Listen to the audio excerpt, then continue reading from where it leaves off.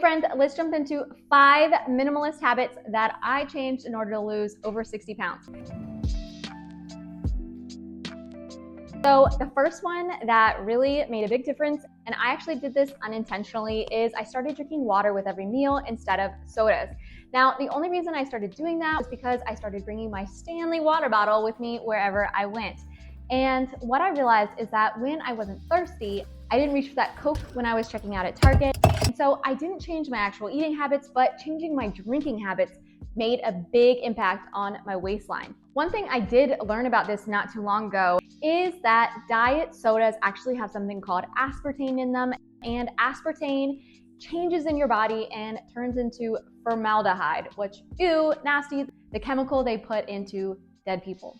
Along that line, that aspartame actually has been proven now to do really bad things to you, like it can cause you to have symptoms of Alzheimer's and dementia. And they have been studying aspartame for a while now, and also it just messes up your gut health. And so your gut health is extremely important, way more important than I thought. So just cutting out sodas and diet sodas can mean a big impact on your gut health, which connects to your brain, which could save you from getting dementia down the line. Grab your water bottle, take it with you wherever you go, and start drinking more water and less soda.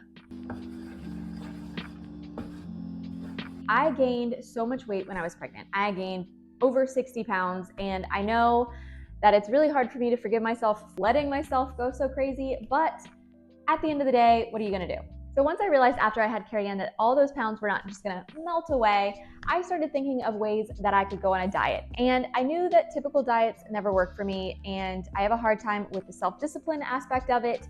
So what I started doing is just doing a lot of research into what I could actually change without having to change the foods I eat or increasing the exercise that I was doing, because I was already physically drained. So when I came across intermittent fasting, I thought, you know what? Wow, this is something that I can actually do and not really change anything about my normal life day to day. If you like learning about minimalist healthy tips and you're on a healthy kick too, then remember to put the smiley face below and I'll continue making these videos for you guys. I started with the 14-10 intermittent fasting hours. I would eat for 10 hours and I would not eat for 14 hours.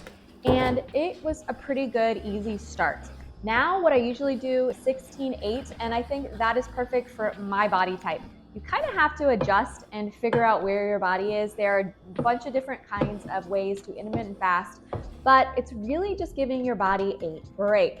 And apparently, if you do this for longer amounts of time, it can also rejuvenate your cells and make you look younger. So there's lots of great aspects about intermittent fasting. So obviously, I'm not telling you to do it, but I am saying from my own personal experience that it helped me lose over 60 pounds and get back to the weight that I was before having Carrie Ann. Now, I didn't bust my behind and change my whole diet, which definitely would have helped a lot. But while I was nursing, it was just too much for me. I was really going through a lot at that time.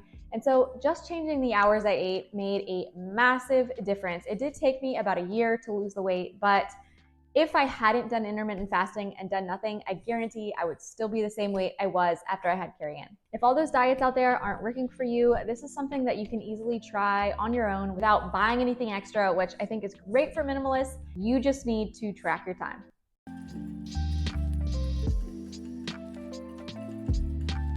This is one of the best minimalist tips / if you want to lose some weight tips, and that is put back the things that you don't need. So that can go as far as the chips you see on the counter to the clothes that you see in the store. This is how it works. So when you find something that you really want, say that bag of gummy worms, and you're holding it in your hand and you're thinking how yummy these are going to be, how awesome this is going to be, putting that back initially is going to give you a twinge. I like to call it a weird feeling, like we're not used to. We're so used to buying anything that we want, and it's really uncomfortable when you don't, when you walk away. But this is why I think this is one of the best healthy tips. When you start feeling that twinge more often, you get something called used to it, and it becomes less uncomfortable. So right now I have a pair of boots that I really have been thinking about because they can both be my slippers in my house, which I need a new pair, and they can be my winter boots for this year. But I don't need them. They're not a need, they're a want.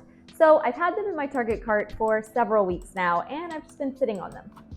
And while that is an uncomfortable feeling to have something I really desire but not buy it, I think it's really good for my brain to stretch that ability to feel uncomfortable, to feel like I'm not getting everything I want, because guess what? In life, we don't get everything we want. And when we do, it's usually a problem because we are overspending on our credit card and we're going into debt.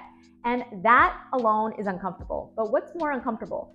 Saying that you don't have money for something, putting something back that you might want, like those gummy bears, or is it more uncomfortable to go into debt? I would say it's more uncomfortable to go into debt, personally. I've experienced it. It's not fun. It's not a place that I'd ever want to be again. Number 5 is I'm going to leave you on the most beautiful note, and it's one of my favorite things that I have gotten good at, and that is creating a sense of awe. Dr. Kiltnall says, and I'll put his book right up here so you can get it if you're interested, that awe is critical to our well-being, and it also calms down our nervous system. It actually changes the way we feel about ourselves, and it also changes the way we feel about the world around us. While we are experiencing a sense of awe in the world, oxytocin is being released in our body. And oxytocin is pretty much the love drug. And who wants more love? I do. I want more love. I'm sure you do too. When you get oxytocin running through your body, you feel the love hormone and it feels good. And it actually helps you make more connections with people, and it helps you make connections with the outer world. And if anything right now in this world that we're living in, we could all use a little more love for somebody else around us. He said that it can also make you more calm and a kinder person, which I think we all raise our hand, need to be a little bit kinder these days. It helps us find more beauty in the world. It doesn't really matter if it's a big sense of awe or little, whether it's going on a trip to see the Grand Canyon or observing frost in your grass. There are beautiful things all around us. We just have to open our eyes and see it. And seeing that sense of awe, if that can actually calm you down and calm down your nervous system, then man, I think it's one of the best healthy tips that cost nothing. Well, I hope you guys have enjoyed these 5 tips. And these things are things that I just do on a daily basis now and really have changed my outlook on life and helped me lose some weight. So I hope you guys hit that subscribe button, and I will see you next week.